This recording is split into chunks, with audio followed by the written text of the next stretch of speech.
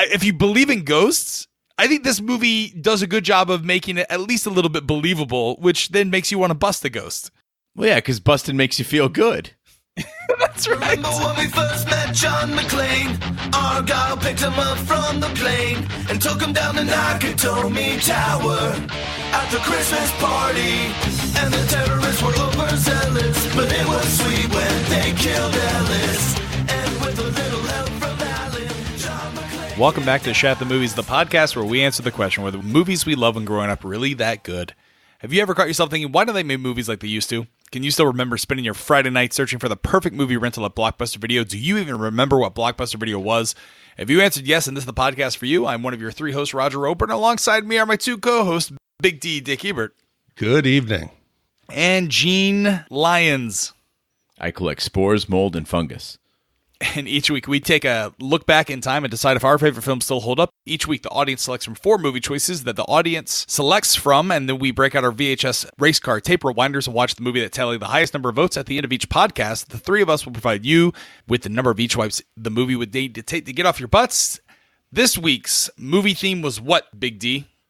This was one of our most highly contested categories, the best of Bill Murray.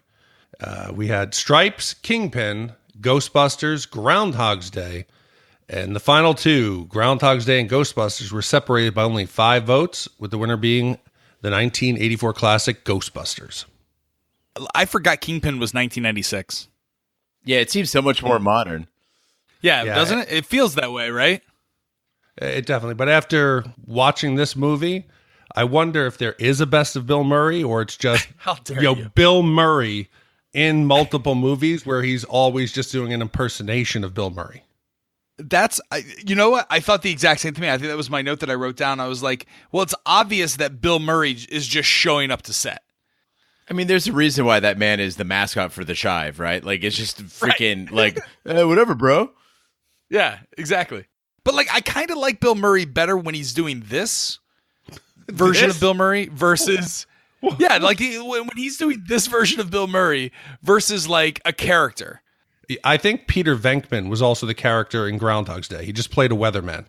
Oh, without a doubt. Because I think that's Bill Murray, as he's gotten progressively old, into older age. He just I think he is the character that he plays in Zombieland. That's just Bill Murray.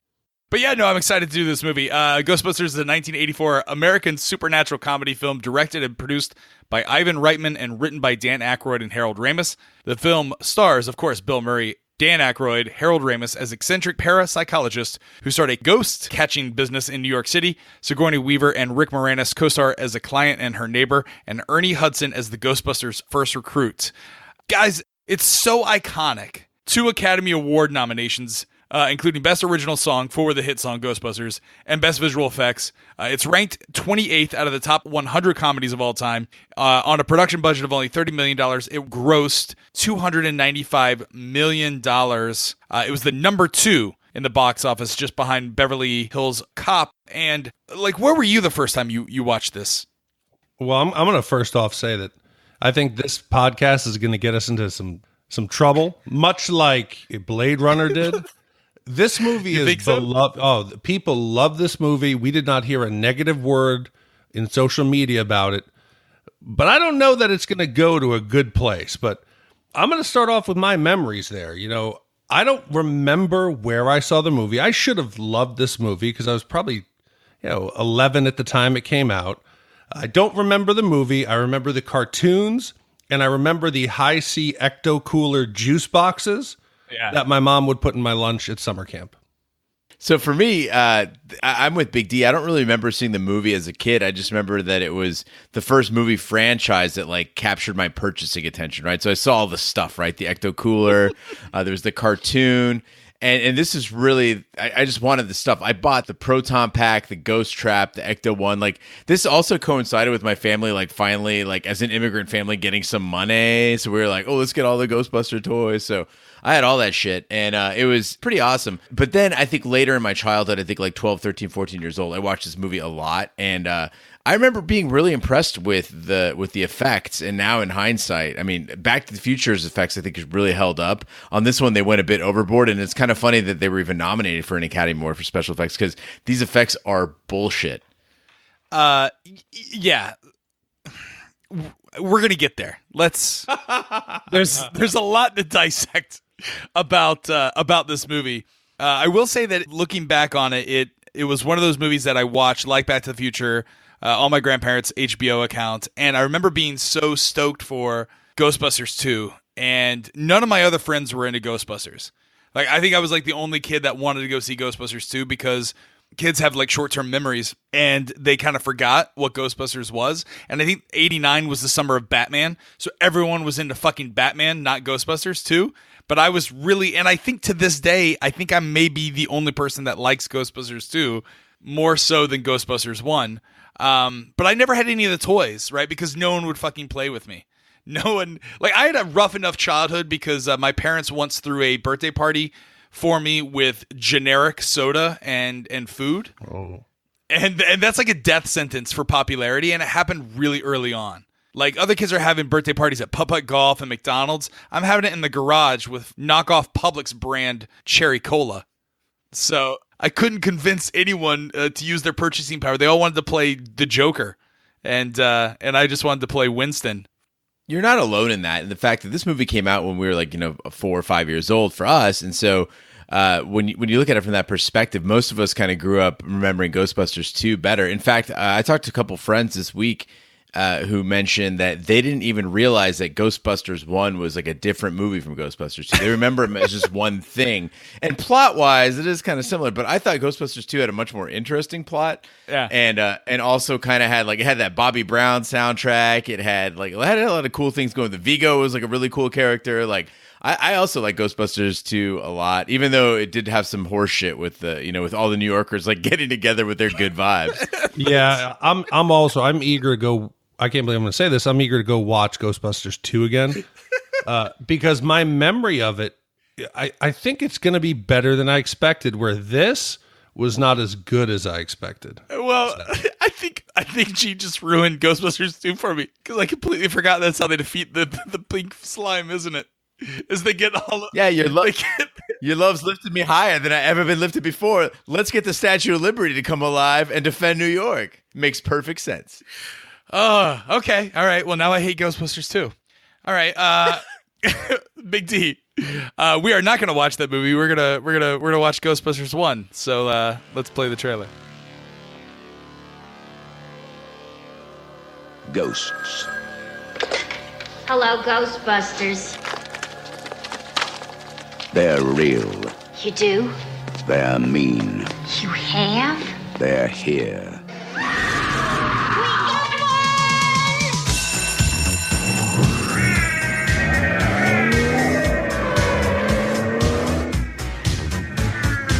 Ghostbusters.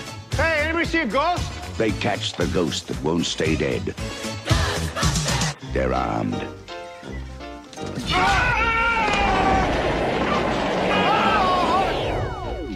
They're dangerous. Try to imagine all life as you know it stopping instantaneously and every molecule in your body exploding at the speed of light. All right, that's bad. Okay.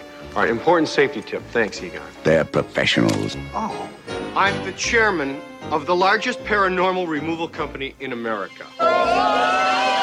You see it? They're all that stands between you and the end of the world.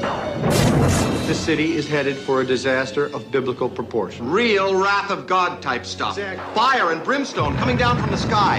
Human sacrifice, dogs and cats living together, mass hysteria. Your girlfriend lives in the corner penthouse of Spook Central. You want this body? Is this a trick question?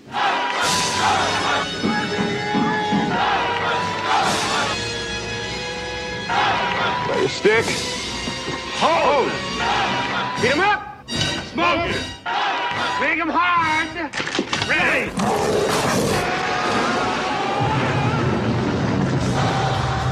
Ghostbusters. Starring Bill Murray, Dan Aykroyd, Sigourney Weaver, Harold Ramis, Rick Moranis. Ghostbusters. All right, the movie starts out with parapsychologists Peter Venkman, Raymond Stantz, and Egon Spengler are called to the New York Public Library to investigate recent paranormal activity. They encounter the ghost of a dead librarian, but are frightened away when she transforms into a horrifying monster. After losing their jobs at Columbia University, the trio established a paranormal investigation and elimination service known as Ghostbusters. Okay, so last week we did Back to the Future, 1985, and I think they showed what you could do with special effects. It was pretty good. This movie is a year earlier, and they do a lot. When they stick to practical effects, I think they nail it. It's effective in the stacks down under the New York Library. It's real simple. The books are moving around. You got the card catalog card shooting. You got symmetrical book stacking. Very terrifying. The apparition of the librarian, really, really effective. I wish they had just stayed with practical effects more as the movie went forward, because in the beginning here, it works. Yeah, what doesn't work is their reaction to it after, too, is that you build up all this tension, and then they get scared, and then it starts that boogie-woogie piano jam, and everything's so silly, and fucking we're like, oh yeah, it's 1984. This is how everything happens in 1984. And they're like overacting, running, screaming. I'm like, these are three guys who are paranormal investigators. Why are they so terrified and running out of the building? And then, at least they take the time to introduce us to them. And you get a little bit of fondness there because these are some heavyweights of comedy at the time. And I was actually really glad to see Dan Aykroyd in this being much better than he was in Blues Brothers. He was allowed to be that kind of soft, excited guy, very endearing. And I actually really liked Ray Stance's character. But I feel like they wasted so much time on Venkman by making him the main protagonist. To me, he was the least entertaining. I would have rather had Egon or Ray been the main character. Let us see more about them in the beginning. I would have enjoyed them other than yuck, these one-liners by Bill Murray. And that's what I'm saying, is that he's essentially, I think Murray is the weakest character in this. And my favorite actually was Egon Spengler, played by Harold Ramis. He had that great line, "I collect spores, molds of fungus." His "print is dead" line. He was just so likable. His interplay with Janine, very entertaining. Yeah. Okay. Have either of you seen the new Ghostbusters or the remake, 2016? Yes, I have, unfortunately. Yeah, it is not good. And one of the things that I'll point to about the difference between the remade version and this one is that the remade version went full on comedy. It went full, let's turn up the contrast on the picture. Let's let these actresses just do what Bill Murray is doing and ad-lib every scene.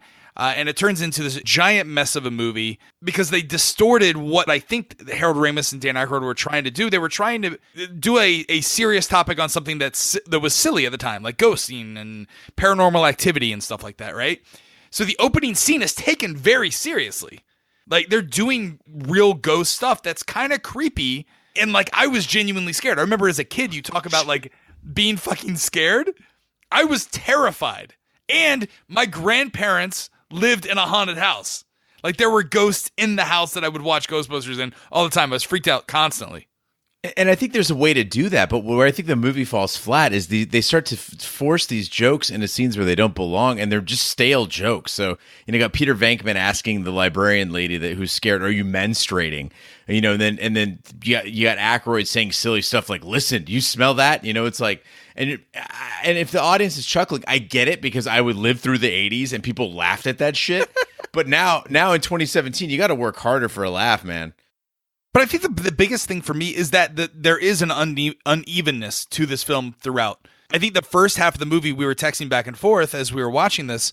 I really enjoy the first half of this movie because it's less about hunting ghosts and proton packs, and it's really about the development of these characters. And I think they do a very effective job. We know who Bill Murray is because the first time we're introduced to him, he's doing, scientific studies, and he's kind of like as he's described later by Dana, a game show host, right? He knows all this is bullshit, but he's reveling in it. He's taking advantage of it. Then you have a guy like Ray, who's like a little kid. He's excited about almost everything. And then you have Egon, who's the straight down the middle, everything is science, mold, spores, gore. He's a better version of, and you're going to hate this, Gene, he's a better version of Bazinga. He's the 80s Sheldon. But here's my problem. Last week with Back to the Future, within the first 15 minutes, we cared about Marty. We cared about Doc. We even cared about his parents.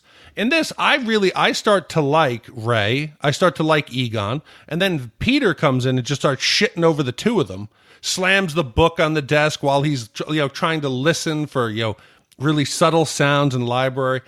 They didn't allow me really to care about them. Now, I don't want to know everybody's backstory. I don't need 30 minutes of exposition on, Ray's history, but at least give me some time with them together to kind of start to care about them. And they don't do that. Okay, but let me ask you this. Are there 4 distinctly different personalities of Ghostbusters? Are you counting Winston? I'm counting Winston, right? So, I know Winston hasn't joined the team at this point, but when you think of the Ghostbusters, can you describe the 4 of them? Yes. Yeah, okay. Simple enough. Peter's the mouth, Ray is the heart, and right. Egon is the brains. Right. And then Winston's the black one. No. That's right. That's exactly right. Winston is the common sense. Winston's the one. Winston is the common sense. Right. And the problem with the new Ghostbusters film is that they're all funny. They're all over the top. They're all there's nothing distinct about them. They're not taking the concept seriously, which this did in certain parts. I think the first half of this movie, it really feels like they're establishing a world that you can kind of see yourself living in. See, to me, I would argue that the first half of the movie drags. I fell asleep during the first half of the movie. I was just waiting for something to happen, and you get basically all the action happens in 2 montages essentially, and the rest of it is just dragging, setting up for jokes. And honestly, although they do have distinct personalities among the 4 of them, none of them are really that believable in the sense that Egon is over the top scientific, Ray is over the top, naive, and Venkman is over the top of mouth, and Winston is the only really believable one. And so there are some endearing characters in this. I thought Rick Moranis as Lewis was wonderful. I thought Janine is really endearing. But I think the key here is that a lot of it felt like the setup for just bad gags, and it took way too long to get there. Yeah, and without a doubt, Venkman is a dirtbag. I can't pull for him. It's funny, you want to say that this is grounded in reality. He's doing a twisted scientific experiment where he's torturing that poor guy. Yeah, it's okay. That's funny enough. But then you mix in the fact that he's trying to seduce and have sex with a female co-ed. I'm like, okay, are you trying to make me hate him?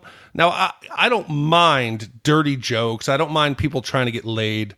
But he just has this sliminess to him that really turned me off. I mean, that's what girls look for, obviously, because he ends up with the girl at the end. No, it's because he's a celebrity. That's why. So Dana Buckler only likes celebrities? Well, I mean, that makes sense because she was dating the doofus musician, right? He's a world-class musician. But he was world-class, yeah. All right. So let's ask the real question here. Is it Ghost, Space Busters, or is it Ghostbusters, all one word? It's clearly one word. Is it? But what? Yeah. Look, but the opening title is Ghost above the word Busters. Because there was contractual issues. There was another live action series called The Ghostbusters, which was released, which was 2 words.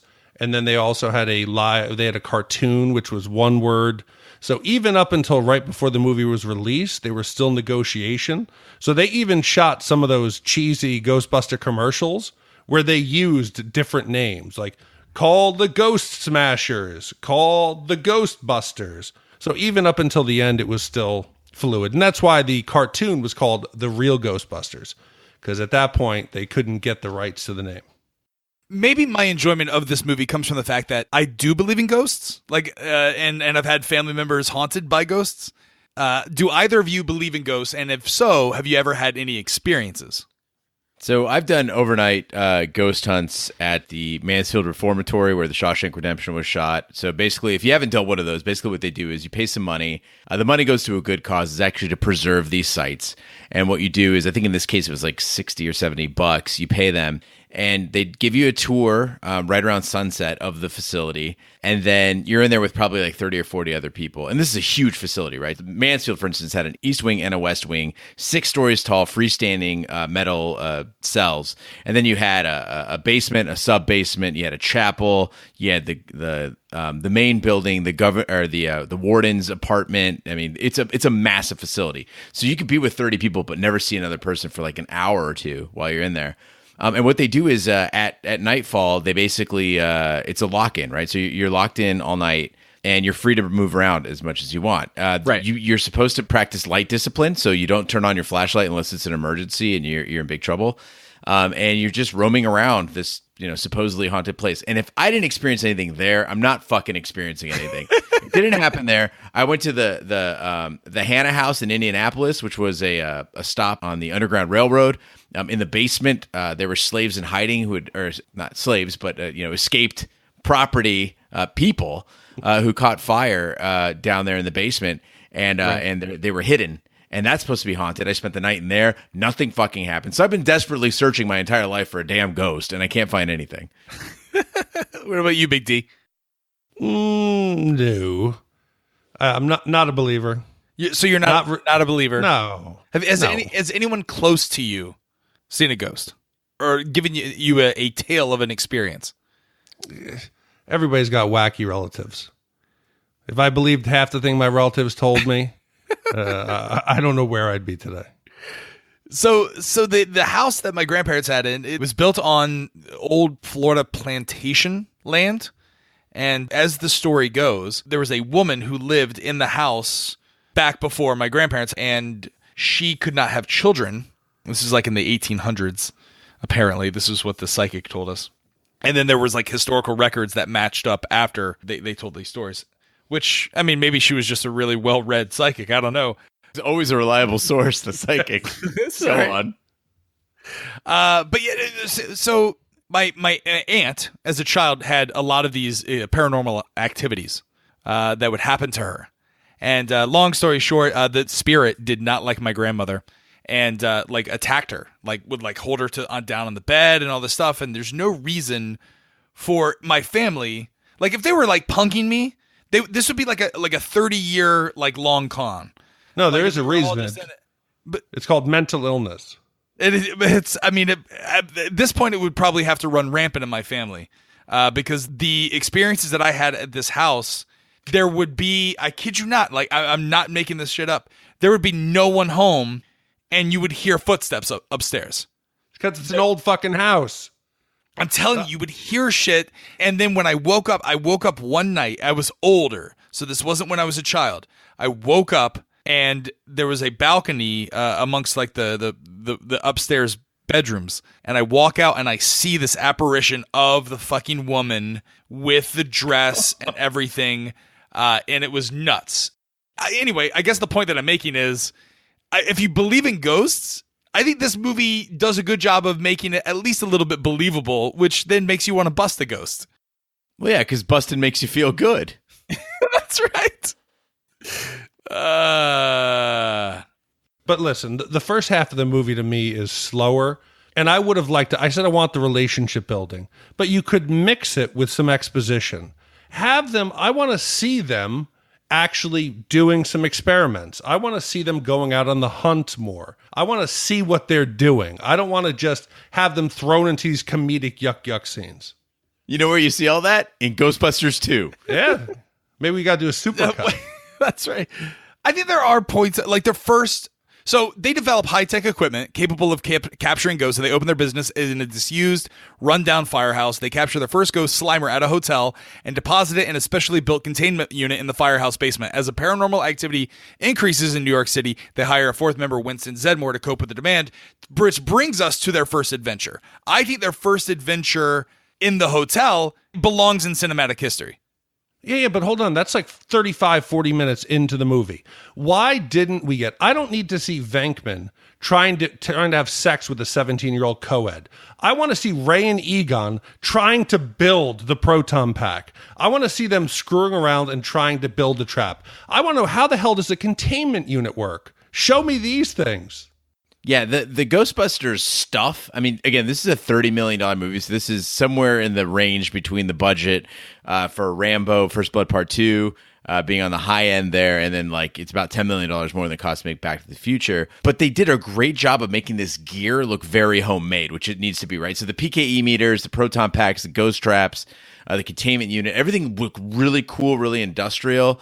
I loved all of that. And yeah, I wanted to see more of that, but I agree with you, Raj. This scene, the hotel scene, is very entertaining. I think it's kind of to me, it's the high point of the movie. Really, agree, because is this scene, because these guys are they're New York, pest exterminators, and their pests just happen to be ghosts, and they don't know what the fuck they're doing. The whole scene in the elevator where they're like, I would feel a lot, more comfortable if I have a nuclear. What's the exact accelerator? Nuclear accelerator strapped to my back. I'd feel more comfortable if I wasn't wearing an unlicensed, untested nuclear accelerator. That's right. On my back. And then Harold Ramis' character flips it on, and they kind of like scoot over to the other side of the elevator. That's when the movie shines. That's when I fell in love, and I still fall in love. I guess the point that I'm trying to make is, we all agree that we love Star Wars, right? The original Star Wars. I would argue that Empire Strikes Back is a fantastic movie that just happens to be in space, right? So, okay, Back to the Future. We all gave that collectively a 0 wipe. Back to the Future is a story that just happens to have time travel in it. Does that make sense? Okay. No. It doesn't rely on the DeLorean every 2 seconds to, it's once they use the DeLorean, the iconic thing about the movie, they hide it behind some trees for a while, right? But the story, but you're talking about time travel. Yeah, but the story, 80% of the movie is spent in 1955. They're not constantly making time travel jokes all the time. Like it really is a story of redemption and coming of age and all that kind of stuff, right? Oh, you mean like when Doc is like, heavy? Why do you keep using that word, heavy? Or when he's like, I'll have a tab. I mean, a Pepsi free. Yeah, no time travel jokes at all in that movie. Okay, what I'm saying is we don't want Back to the Future to be remade because they would make it all about they'd make it all about the fucking DeLorean. They'd make it all about, the gadget trees that you'd see in the future, all that kind of stuff, versus concentrating on the film. They did that with this movie, with Ghostbusters. It was the remake was all about the proton packs and them testing them out, and Melissa McCarthy flying around hitting walls, and Leslie Jones being super loud. And Leslie Jones is a funny person, but letting scenes go on for way too long, and it wasn't ever about the Ecto-1. It wasn't ever just about protons. They were a tool that was used within a story. I don't care what they did in the new Ghostbusters. I don't need them to go 100% onto one direction or the other.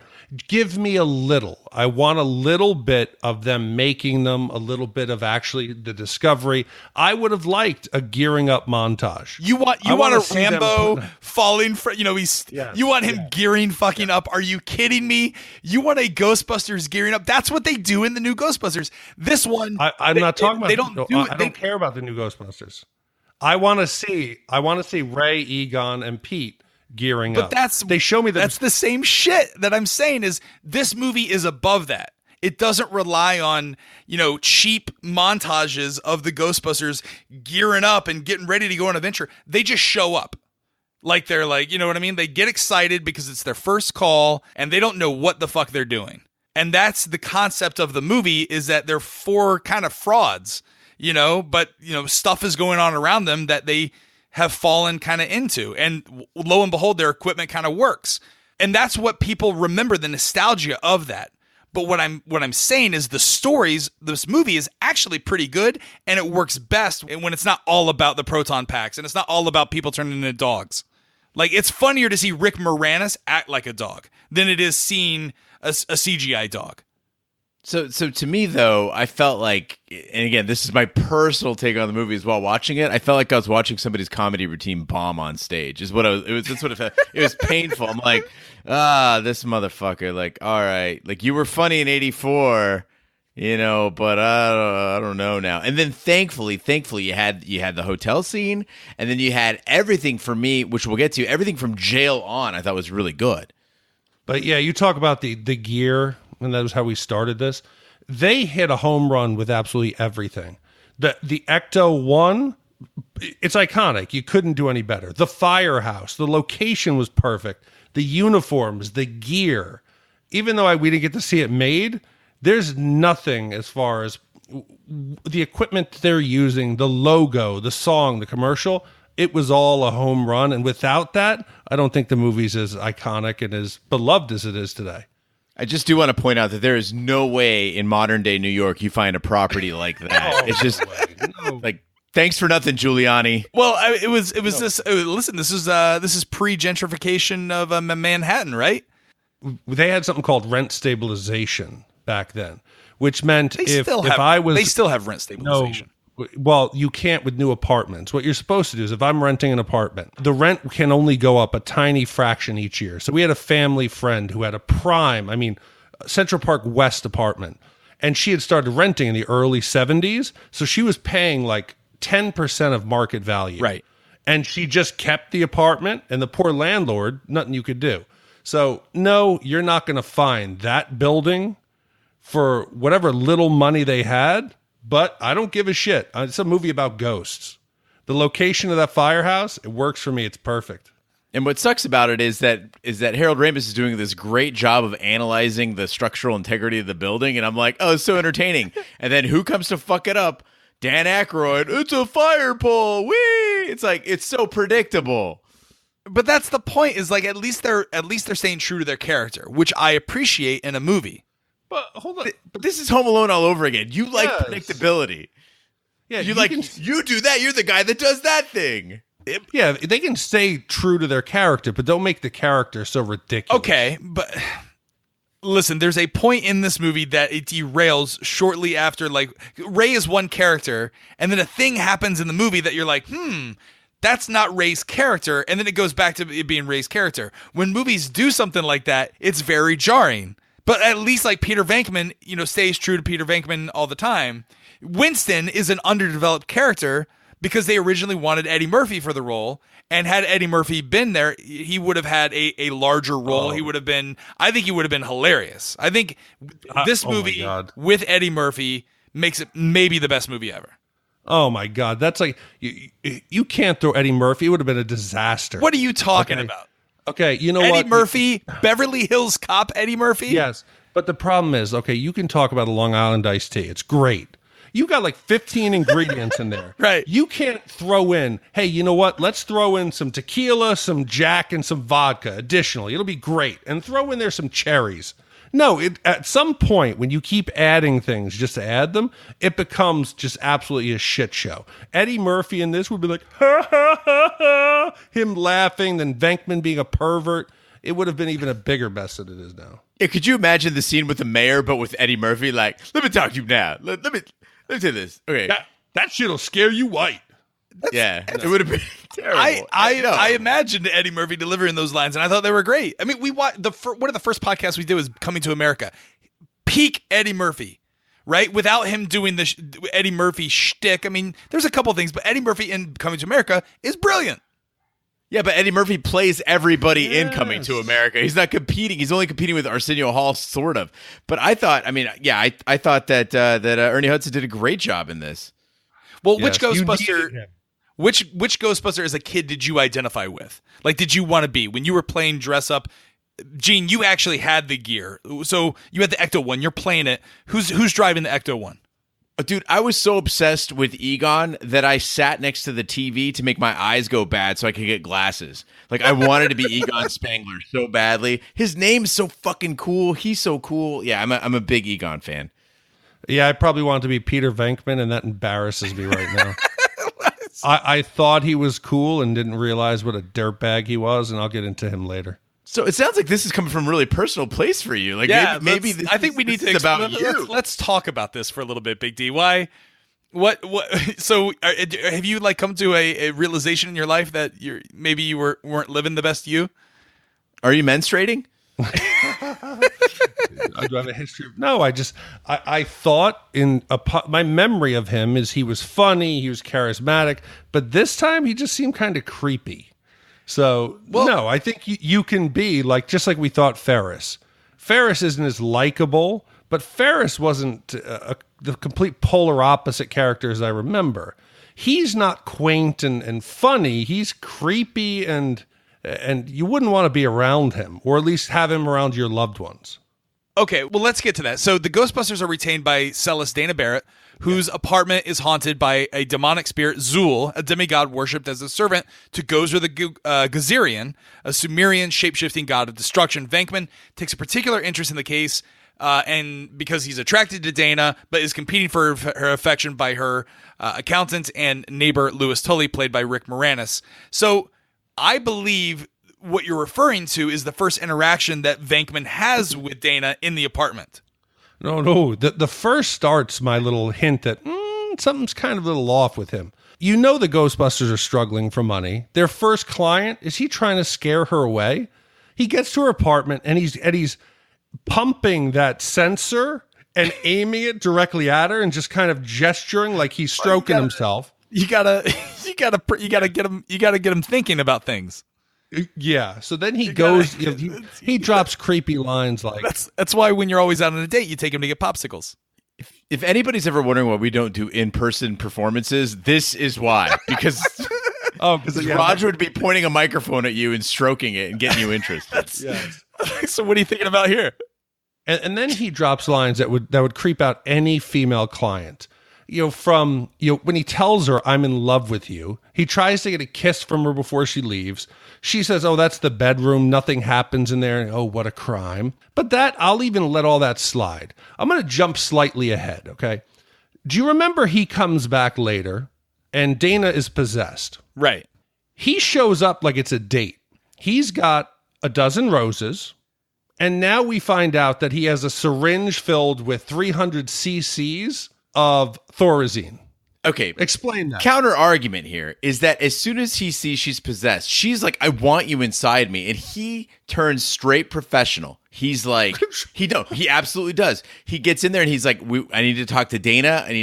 He switches to a help mode when I would say a lot of guys would be like, "Look, here's my chance. I want inside her. She's telling me to get inside her." He identifies the fact, and I think that's the thing, is he's putting on an act. And when push comes to shove, he's actually not that bad a guy.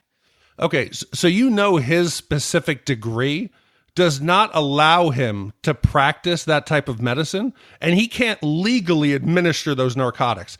And who carries around a syringe with them on a first date? It was the 80s. Everyone had syringes and cc's of Thorazine and other barbiturates. No, the only thing he was missing from a rape kit was some duct tapes, a zip tie, and maybe like some kind of a ball gag. That was all he's missing. Sounds like you know a lot about rape kits, Big D. Sounds like a great Saturday night. I watch Dateline a lot. Well, all right. We just you look out. Yeah, one eye on the television, one eye out the blinds. Yeah, but that Thorazine, that would have been enough to kill like 16 people. Well, yeah. Well, let's talk about that. I'm in Gene's boat here. I do believe that scene was needed to show that Venkman is actually at the heart of it. He's a good guy, right? Oh. He's being a guy. This is just kind of like what guys in the 80s in movies did. This was that character. This was every Chevy Chase character. She's possessed. She's possessed. Right. Mm-hmm. She's on now 300 cc's of Thorazine, and he decides to kiss her on the hand and then kiss her on the nape of the neck. And you're telling me he's a good guy? Hey, it's just locker room talk. It's just locker room talk. Has there ever been a moment? Okay, has there ever been a moment where like there's been a girl that you liked and you've been out at a party and she's gotten really drunk and then says to you, "I really like you. I want to make out with you." Like, they open up to you because like they're not in a sober state of mind. What do you do in a situation like that? I mean, I think there's a difference between being drunk and then being possessed by a demigod worshipped as a servant to go through the Gozerian. I think it's a little different. And so you're making so Big D, what I'm saying is Big D is making the comparison that she is out of her mind right now, and it would be inappropriate. No, I think the point is, though, again, countering Big D's argument is the fact that he is in a position to he rebuffs her advances. Clearly, I mean, you see it on screen.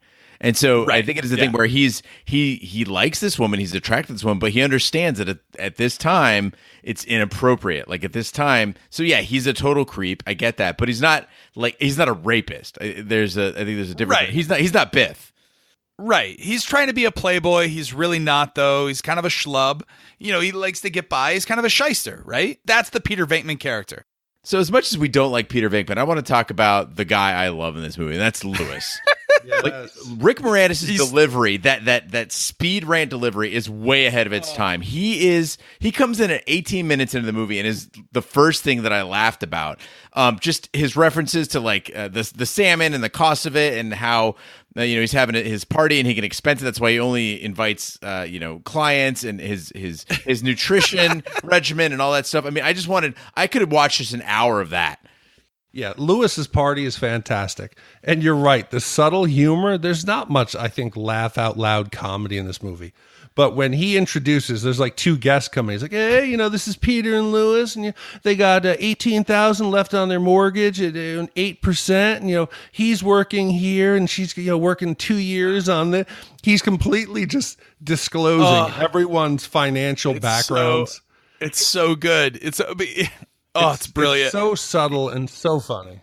I do believe that Rick Moranis' character, looking back on it now, is a highlight of the movie, and I don't think that we picked up on it as kids because it's almost that rapid fire style of humor. As a kid, you're like, oh, he's just a nerd, right? But now that we're like grown adults, like we get the kind of humor, a line like where he's disclosing all this financial, information in a group of people. That's hilarious.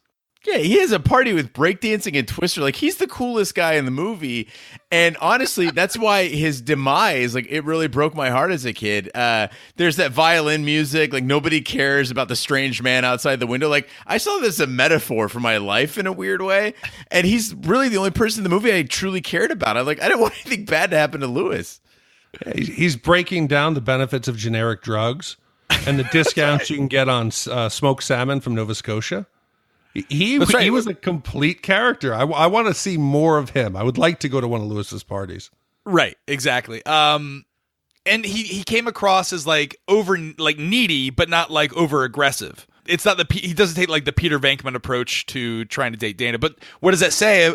Because in the end, Peter Venkman ends up with Dana. Yeah, but Lewis had sex with her. Ding, ding, ding. What? That's how they opened the gates. Yeah. Yeah, that's right. So it was like a by your definition, Roger, it was a foursome. It was actually two demons. So you guys were talking about the practical effects and how impressed you were with them. The fried egg thing, right? Like, now they could have gone the cheap route and done more animated bullshit like they do with the proton packs, but they actually, I looked into this, and that fried egg scene where they pop, if you remember this scene, the eggs pop up, they shoot egg onto the countertop, and it starts to fry. And what they did was they actually took a studio in New York and they installed a heating element under the countertop. You could see certain tiles are different colors, actually, and those are heating elements.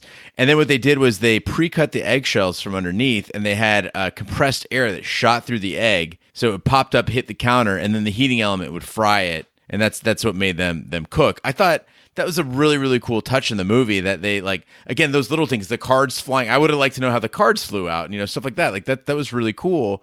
And I wish if they'd done more of that and less of the that Industrial Light and Magic shit, then it would have been a lot cooler movie.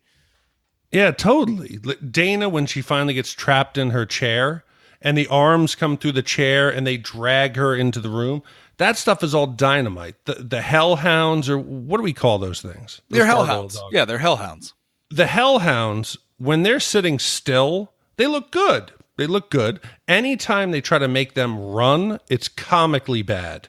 Whether it jumps out of Lewis's closet and hits the coffee table, it looks amateurish. And I wish they had just done more like Willow, where they put some kind of prosthetics on Rottweilers, because the hellhounds here look pretty bad. I believe they could have done away with the animation.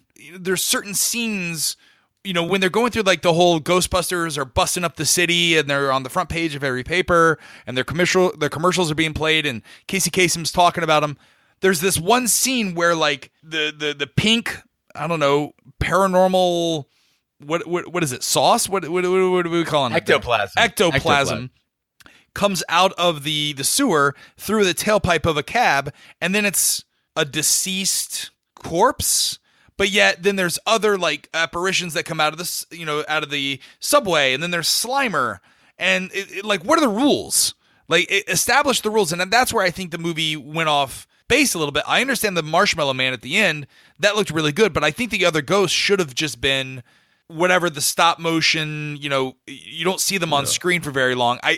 The unevenness with the animated dogs and then the practical effect dogs, I think that's where it kind of lost me. And it does not hold up whatsoever.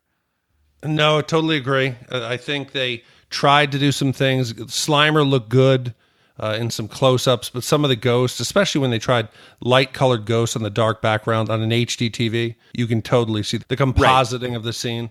When they stayed with simple real-world practical effects, it looks so much better. Yeah, from my understanding, they were close to being over budget, and it was so rough because they had a lot of the effects were incomplete, and they kind of had to rush through to finish the movie and get it out on time. So that's why there are certain parts of this movie that are not done well. But as a kid, I remember them thinking like, "Oh my god, this is like fucking state of the art," just like Willow, just like Willow. But talking about that ghost hunting montage around New York, we're seeing all the different kind of things that are happening. But didn't you feel cheated? You think so? Couldn't she have given us? I would have wanted 5 minutes of them chasing. The only real hunt that we see them on is Slimer. Right. I want to see them in Chinatown. I want to see at least a couple minutes of that. I think they missed an opportunity to really develop and see us that they're honing their skills. Because the typical hero arc, I want to see them getting better. That they're not going to start shooting at maids and blowing up, the carts in the hallway of hotels. You guys remember Ghostbusters 2, the Scoleri brothers? Yes, right, yeah. They're like the two brothers. Yes. Now that shit, that's what I want to see more of, right? It's like the two brothers in the electric chairs that come flying up in the courtroom, and they got that was fun. That was more exciting than this entire movie. But when you talk about like wanting the character to develop, and use the proton pack, when they put it on and they rock it for the, they turn it on in Ghostbusters 2 and they go do Ray. Egon. Yeah. It's great. But that scene can only work because the characters are so well established in the first movie, and it's a callback, and it's a remembrance of when they were at the peak of the game. And I think that the montage, with the exception of this one specific scene during the montage, is done effectively because I think they are showing the progression of the characters, and they're doing it kind of in a funny way. But in the middle of this montage, it cuts to what might be a dream sequence, and Dan Aykroyd's getting a blowjob from a ghost. That, I will argue, is probably the best looking special effects ghost in the entire movie. That kind of struck me because I'm watching this, and what was it rated? Was it PG or PG-13? I think only at the time there was only PG. And so it was G, PG, R, and it wasn't until later that Hollywood figured out that they could. About it. PG-13 came about because of Gremlins. Right. And another one of the movies we did. But it was just odd. I pictured parents in the theater with their kids here, and Ray I think he's having a dream. His pants are unbuttoned, his trousers open. You can see he's slightly aroused in his tighty whities. His eyes cross, and then we start to see this beautiful apparition. It's just kind of hovering over him and starts to fillet him. I think you mean fillet him. Fillet. Yeah. Yes, that's what I said. Fillet. It'd be a completely different movie if she started filleting him. No, fillet. I just want to point out that there's filleting, there's filleting, and then there's filleting. That's right. Very different. Right. So we actually had a conversation about this. Was that an intentional scene, and is it actually taking place during the montage? Yeah, I think it is. And in fact, I think Big D, if I may correct you, the sequence is that you see the apparition first, and then you see the pants being undone, and the apparition is not visible anymore. So I think it's showing that it's happening on two planes here. We're talking on one plane of existence that the ghost is visible, and then in the other one she's not, but there's something still physically happening to Ray, and then something very physical is happening to Ray. But then it cuts to the scene of the three of them in bed, like, the firemen's beds in a row, and he rolls out of bed. So was it some kind of a possession, or was it just a wet dream? Is he going to wake up with his pants all goopy and think he got slimed? I mean, think about this. You got a montage of ghosts, and then suddenly you just throw in a dream? That doesn't make any sense. It has to have been a wet dream. But even at that, why is he having a wet dream about ghosts? So, we talked about this when we did Raiders of the Lost Ark, another movie that we rated, perfect.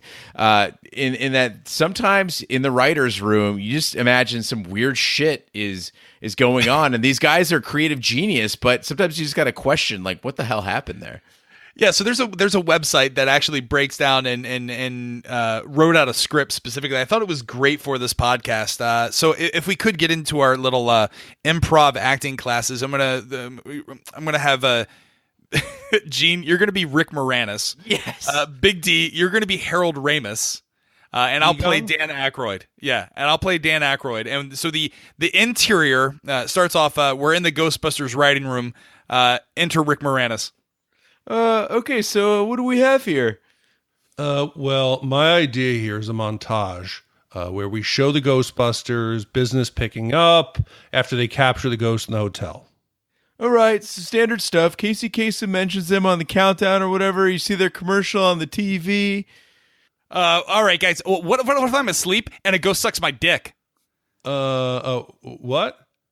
No. Just stay with me here. Like, I'm snoozing, yeah? Fast asleep. And then whammo, a ghost just undoes my belt. Whoopsie daisy. It goes to town, and I make a wazoo face or whatever right at the camera. And that is exactly the fucking face he's making. It's wazoo. It's right. but this is the thing. As a child, if I'm watching that, again, going back to the PG, I don't know what the fuck's going on. His pants come off, then he crosses his eyes and rolls out of bed. I don't know. Maybe they were tickling him. Maybe he was embarrassed. I didn't know what they were doing. I love a good ghost tickle. This is still not nearly as disturbing as Spielberg's discussion of how old Indy's love interest has got to be when she's a child and he's having sex with her. So I did do some research into this, and there was a scene cut. There was an entire story arc where Ray's character, I guess, is visited back from the ghost of a woman that he was in love with from the past. Like, he was so nerdy that he was in love with an older woman, and she came to visit him to fillet him. So I guess they shot it and they had to do something with the material. So, I mean, does it count as cheating? Do I have a dead wife and a live I'll give it to Gene because I know what your answer would be. So okay. Gene, you're asleep. You've been out busting ghosts. You're in bed with your girlfriend. You wake up and there's a ghost going down on you. Is this cheating? Like, would you? No, I'm a rape victim. Would you tell her? You're not going to believe what happened. No, I just got filleted. I'm not telling her shit. First of all, she's not going to believe me. Second of all, it's not cheating. I'm being assaulted here. So I think that it's just fine. It's, you know what? I would treat it like a dream. Yeah, I listen, I don't want to make light of this because, guys, ghost rape is a very real phenomenon in the world. And so we need to be sensitive to those who have been assaulted by apparitions. You're just lucky at your grandparents' house. They seem to keep their hands off you, Raj. I was very jealous of everyone that I was not picked to, it was the same way. It was the same way at church. I was Catholic. As the Ghostbusters investigate, Dana is demonically possessed by Zool, which declares him the gatekeeper, and Lewis by a similar demon, Vinz Clortho, the keymaster. Both demons speak of the coming of the destructive Gozer and the release of the imprisoned ghost, and the Ghostbusters take steps to keep the two apart. So the possession scenes. We talked about Dana getting possessed. We talked a little bit about Lewis getting possessed. You like the effects, Big D. I'm on the fence with the effects. The possession effects, they were okay, but there is definitely a distinction by gender. When you're possessed as a man, you become disheveled, you run around aimlessly, you talk to horses. When you become possessed as a woman, you have a costume change, you get dressed beautifully, your hair gets up, you have makeup. Sigourney Weaver looked great. So, being possessed as a woman seems like it's not that bad a thing. I think Sigourney Weaver possessed looked way hotter than Sigourney Weaver the cellist. She looked like she fucking escaped off the set of Duran Duran's Rio. Yeah. Like she did not look. No. problem She looked great. She looked great by her. She looked great beforehand. She looked like shit as a Zool. Oh, you're way off crazy. base. Possessed Dana, she looked great. Yeah. Let me ask you this: Possessed Dana or Gozer? Like Gozer. like 1980s European goth, right? I imagine Gozer is a sex symbol in the goth scene. No, Gozer's not a sex symbol. But you know what? Actually, the hottest person in this movie. I mean, Janine is pretty hot too. Janine is. But if you look outside of the apartment, actually of Lewis's apartment building, and you look downstairs, the cops are talking to these people, and there's a pink-haired goth babe in the 55th minute. If you go to the 55th minute of the movie. She's probably like old enough to be my mom, but goddamn, this woman, go look. She's a babe. Why was she not in the movie more? Well, do you think that this movie suffers from having too many villains, or like, do you believe that like in my mind, I remembered Gozer being the main villain. They got to fight it at the end, but then enter Walter Peck. I don't think Walter Peck's a villain. I thought there were too many weak ass villains. Like none of the villains is really tough. But why is Walter Peck a villain? He's doing his job. Today, what is he asking? He says, hey, can you go over, are there any chemical hazards? How do you store them? Is there any kind of danger? He's asking legitimate questions. If you live next door to the Ghostbusters headquarters, wouldn't you want someone to check out this untested technology to make sure they're not polluting? Listen, it's the city's fault for not having proper enforcement of building codes, because they had to get in there and they had to build this contraption, this ghost containment center. Where was the city then? Why, like maybe Walter Peck wasn't doing his job, and now he's got to make up for it. Yeah, I'm not doing anything that's gonna imperil my chances of getting a ghost blowjob, so I'm not saying anything. Well, Walter Peck, played by the actor William Atherton, is a lawyer representing the EPA, has the Ghostbusters arrested for operating unlicensed waste handlers, and orders the ghost containment system deactivated, causing an explosion that releases hundreds of ghosts. The ghosts wreak havoc throughout the city, while Louis Vins advances through Dana Zool's apartment. Consulting blueprints of Dana's apartment building, the Ghostbusters learn that the mad doctor and cult leader, Ivo Shandor, declaring humanity too sick to deserve existing after World War I, designed the building as a gateway to summon Gozer and bring about the end of the world.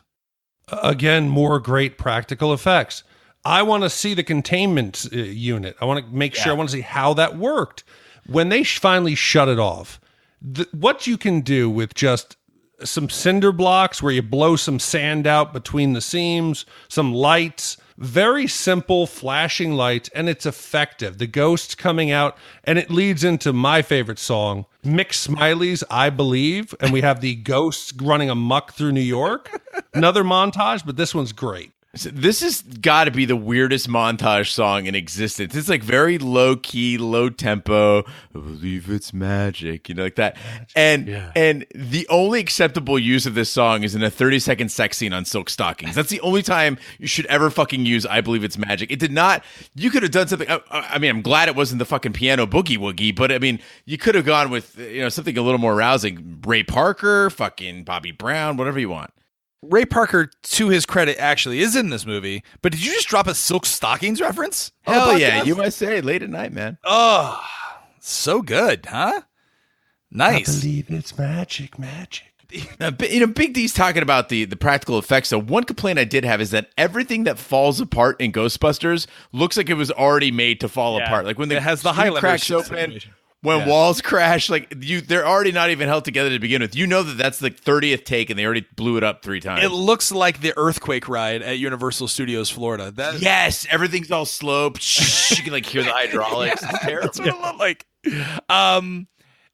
So the thing about the William Peck character is he's essentially the same character as the Doctor in the first half of the movie, and I think you probably could have done away with the doctor. The dean. The dean. The dean of students. I think you probably could have done away with the EPA and just had the dean come in.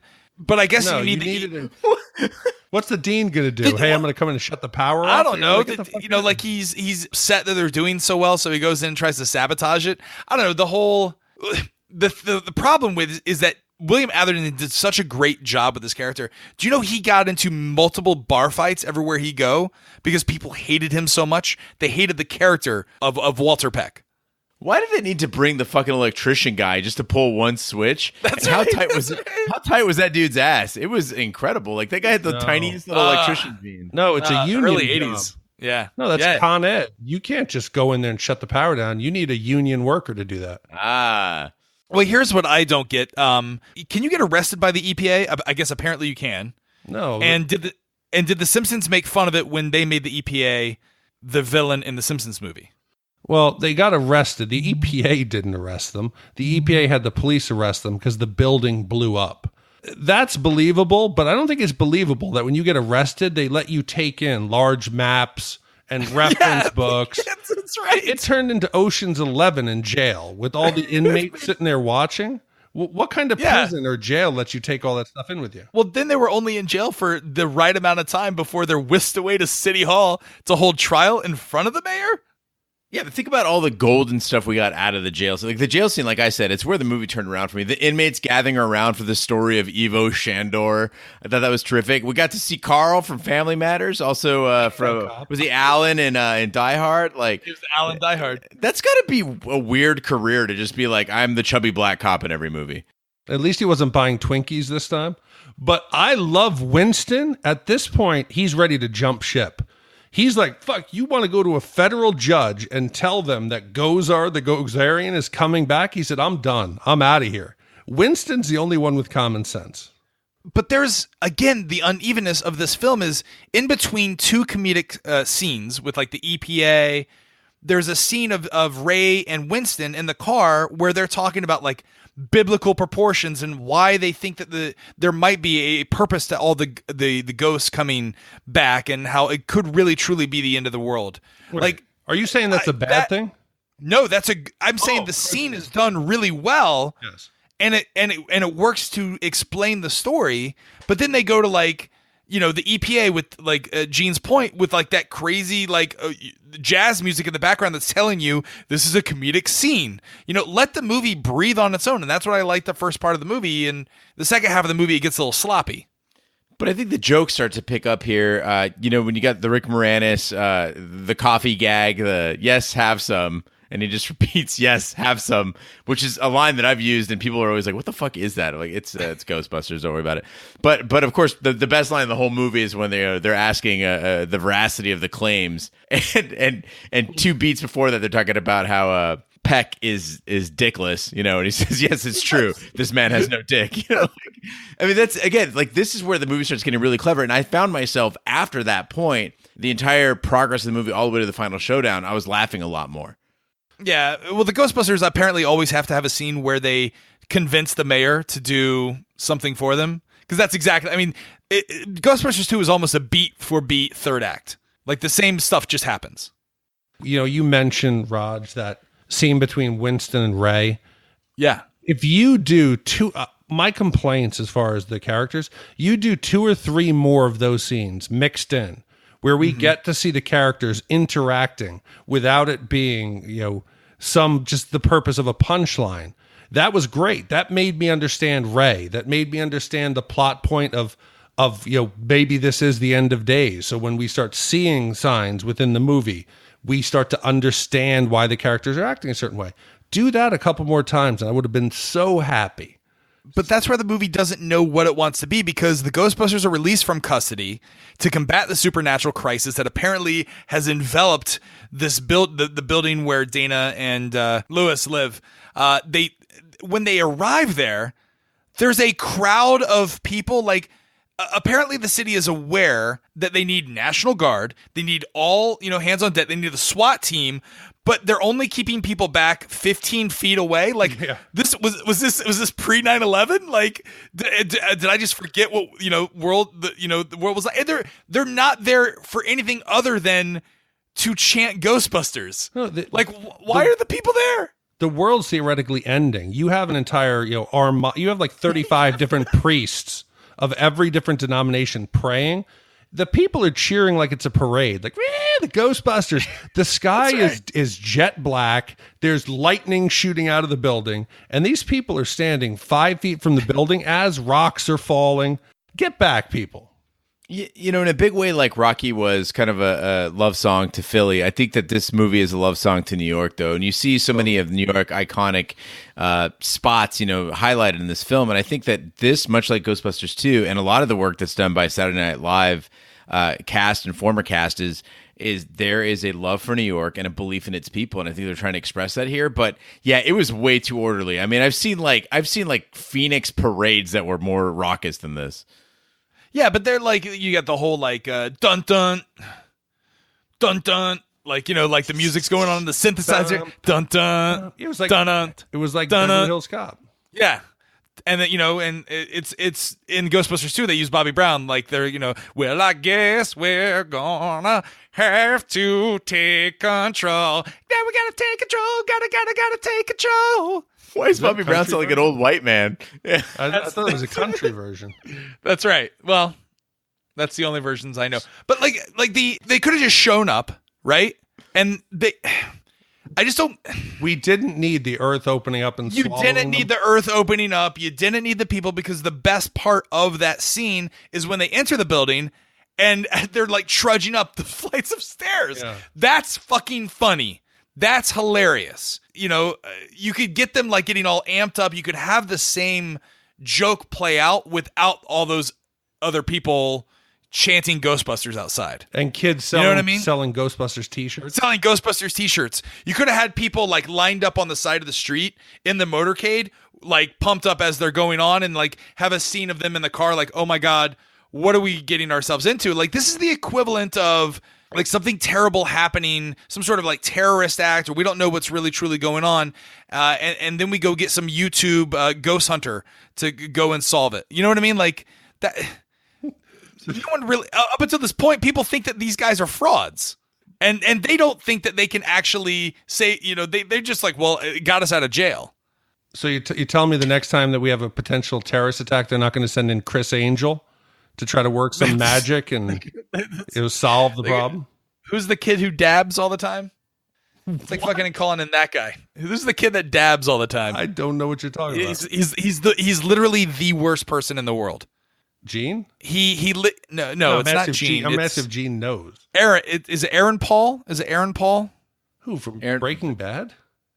No, it's not that. No, it's not Aaron Paul. Aaron Paul's a great guy. There's some kid.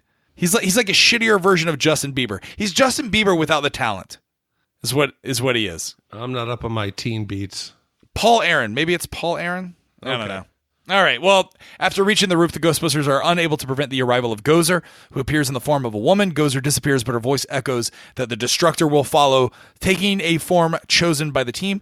Ray inadvertently recalls a beloved corporate mascot from his childhood, something that could never possibly destroy us, and the Destructor arrives in the form of a giant Stay Puft Marshmallow Man and attacks the city. All right. The Stay Puft Marshmallow Man literally took 1 star off of my, I'm sorry. The Stay Puft Marshmallow Man literally took 1 wipe off of my rating. That's how much I love the Stay Puft Marshmallow Man. He's so ludicrous. That in itself is so ahead of its time that they were just like, let's throw something fucking so left field out there. There's a little reference to him earlier in the movie, which I really like, you know, on the countertop at, which oddly, she's this rare cellist who buys junk food and including marshmallows. But the build-up, that suspense of, you know, they're like doing the polling of, did you think anything? Nope, my mind is blank. No, and they look at Ray, and you're like, what could it be? Like, what could it possibly be? And then when he just flips his lid and starts describing all the reasons why it should have been okay to think of the Stay Puft Marshmallow Man. And then that face when it comes around the corner. Like, there's nothing better than the Stay Puft Marshmallow Man's face. Well, there's a certain part where the Stay Puft Marshmallow Man gets really upset that they're aiming the proton, they're shooting the lasers, and he gets that scary Stay Puft face on. But hold on. What makes it so good is you hear the music. Like it's spooky, and you hear the feet stomping, and then that dumb smiley face. And like the Stay Puft looks so happy. And Venkman comes up with one of the only lines I really laughed at. He says, come on, guys, we're going about this all wrong. He's a sailor. He's in town. That's so good. Let's get him laid. That's what we got to do. There's a couple good lines at the end, and again, when they're not using special effects or they're not using it as a crutch, which is my biggest complaint with new movies like the Star Wars and the remake of this movie, Ghostbusters. Don't make it about all the ghosts and the proton packs. Make it about the jokes. Make it about the interaction that they're having. The joke about the sailor. Like, this is a kind of a kids movie, right? They sold toys, and he's making a sailor joke. Let's get him he's in town. Let's get him a lady. Or when Gozer first shows up, and he's like, all right, Ray, go get him. You know what I mean? Like, that's fucking, those lines are brilliant. Or what Winston says is like, Ray, what's the line? Ray, you never turn down a woman? No, when someone asks you a god? Yeah, no. When someone asks if you were a god, you say yes. Yeah, I was going to say, it gives you good life lessons. When someone asks you if you're a god, you say yes. You say yes. Yeah, they make it a point to, because the character looks slightly androgynous, so you don't know was it male or female, but they call her a bitch. They call her everything in the book, so we know it was a woman. Right. It was originally supposed to be a guy in a 3-piece suit, which I think would have been. You know who's cool. You know who's going to be played by? Who? John Candy. Paul Rubens. Oh, that would have been amazing. Pee Wee Herman. That would have been. I think Pee Wee Herman in the Gozer getup would have been amazing. That would have been ahead of its time. Alan Cumming. Would have been a young Alan Cumming. Young Alan Cumming. The Ghostbusters cross their proton pack energy streams, reversing the particle flow, and fire them against Gozer's portal. The explosion destroys the Stay Puft, Marshmallow Man, and frees Dana and Lewis. As thousands of New Yorkers wipe themselves free of Marshmallow, the Ghostbusters are welcomed on the street as heroes in movie. That's one of the biggest problems here. If for anybody who's ever made a s'mores, liquid or molten marshmallow, that shit's like napalm. What? Marshmallow? Marshmallow. Yeah. Yeah, marshmallow. Liquefied burning marshmallow in giant, like 50-gallon globs falling on the crowd would have burned and killed multiple people. I mean, I understand this is a world before the internet, but why are those people still fucking there? Like, it's to cheer Ghostbusters. It doesn't matter. Like, okay, so after the initial excitement about the Ghostbusters getting there, right? And that kind of wears off because they have to climb up 22 flights of stairs. So what's going on during that time? And then all of a sudden, a fucking big giant Marshmallow Man comes out around the corner. You're not going to flee? You're not going to go run for cover? New Yorkers would be running for cover. They'd probably be shooting at them too. Well, today's New Yorker would. This is 84. So what bothers me about this final fight, though, is that it's over with very little fanfare. I mean, it's a pretty simple thing, right? Cross the stream, shoot him with the thing. And again, this is 84. This falls short where movies like Back to the Future and Raiders of the Lost Ark soared. I mean, think about the simplicity of Back to the Future, where all you had to do is drive a car into a cable while a guy attached the cable and lightning struck, right? Like, it's not as big a scene. It's not as expensive to produce. It's not as hard to coordinate. Yet you're on the edge of your seat during that scene, right? Or Raiders of the Lost Ark, which is much bigger. You know, you've got these epic, action sequences and stuff. And so in those movies, that's why those are top-notch 80s movies, is that there was really something to see there, right? They built it up and then there was a huge payoff. This, I felt a little anticlimactic to me. Yeah, that was my exact problem with it. It just the movie just sort of ends. Yep. And then there's credits rolling over with the actors' names, and they're just like putting proton packs back in the Ecto 1 and then driving off. And then Lewis, again, I think kind of saves the ending when he comes out and he's like, I was part of this. Does anyone want to talk to me? I mean, they were really just trying to give Big D more of what he wanted, was some close-ups of proton packs being put away, maybe them like paying their bills at the end of the month, and then it could be like, just Ray working on the Ecto 1, like stuff like that. It's the reverse montage. Yeah, it would have been interesting for the Ghostbusters to come down to the first floor and find the hundreds of dead in the smashed church, the people who had been burned by the molten marshmallow, or the ones who had been hit by the falling rocks and debris as the top floor exploded. I don't think the crowd would have been like, woo, yeah, as there's hundreds laying dead in the street. Guys, I'm gonna say it again.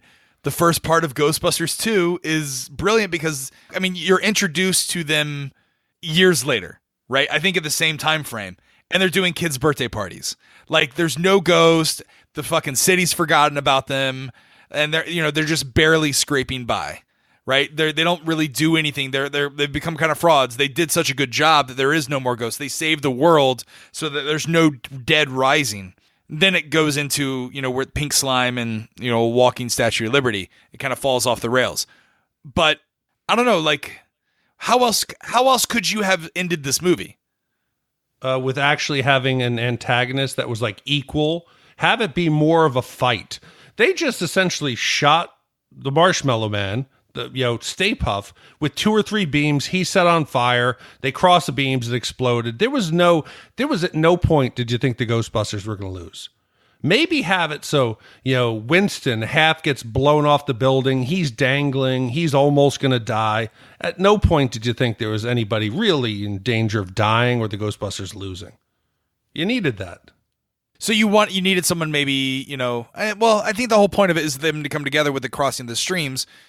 Which, you guys have totally crossed streams with your friends in toilets, right?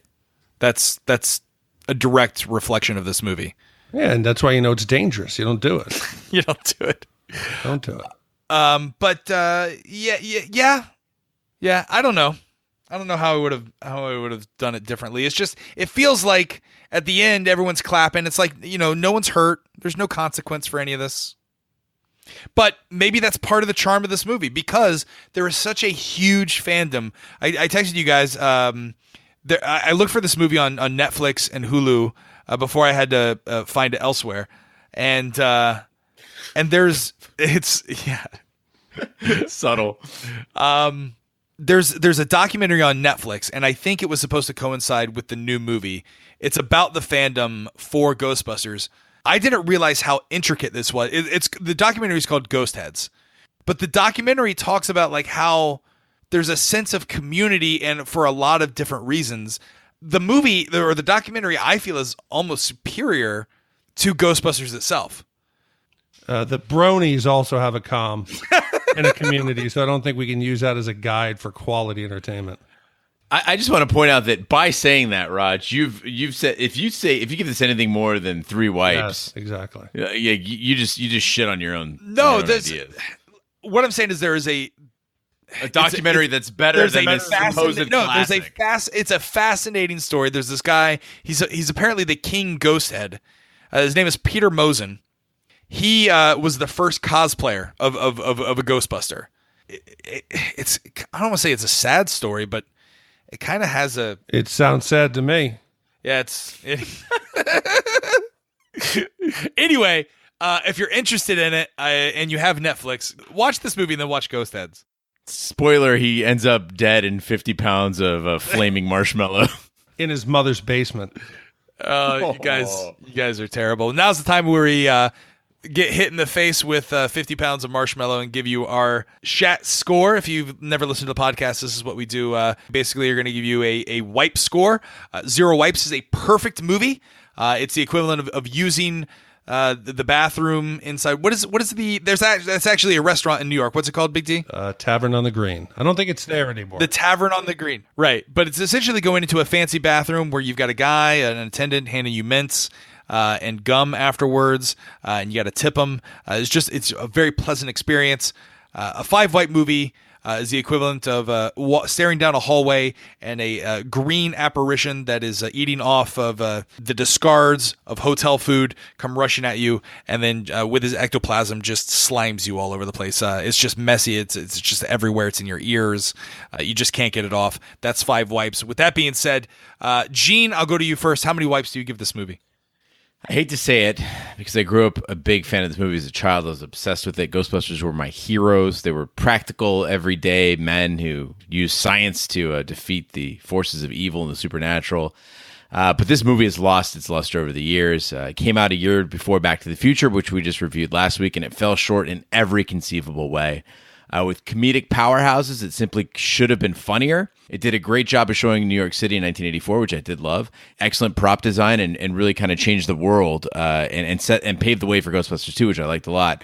But I think I'm going to have to settle in at just below average. I'm going to say this is a 3.5 wipe movie. Oof. Big D. Again, I'm going to feel bad for it. I have to give it a 2.5 wipes. I was watching it and I had memories of the scenes, but I didn't laugh that much. I found Bill Murray to be shockingly annoying in some parts.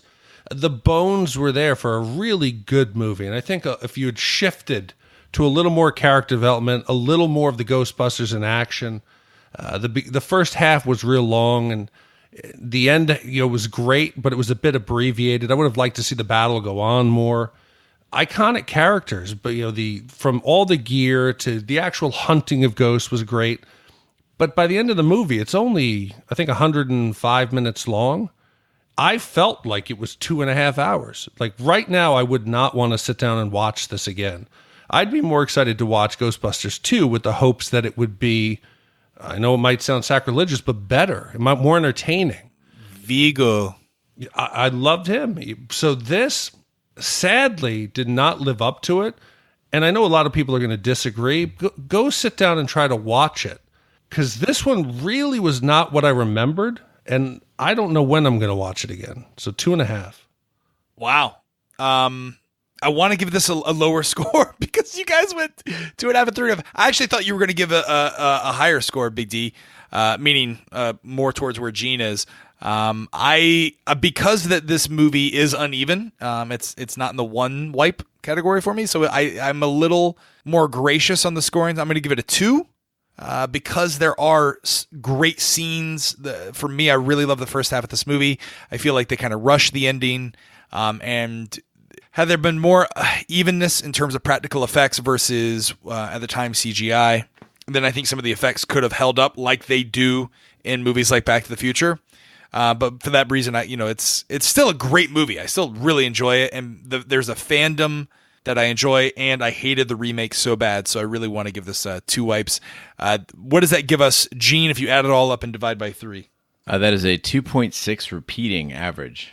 Ooh, I feel like we've done this before, Big D. Where does that stand on the Shat list? Wow, this might shock you and shock some people. We're going to shock the world. Right now, that puts it at number 26. That's putting it right between Rambo First Blood Part 2 and The Fifth Element. So this is way down there. Wait, this is worse than Rambo First Blood Part 2? Rambo, so this is what, a 2671? Yes. 267, yeah. 6667. 26. So this is tied then.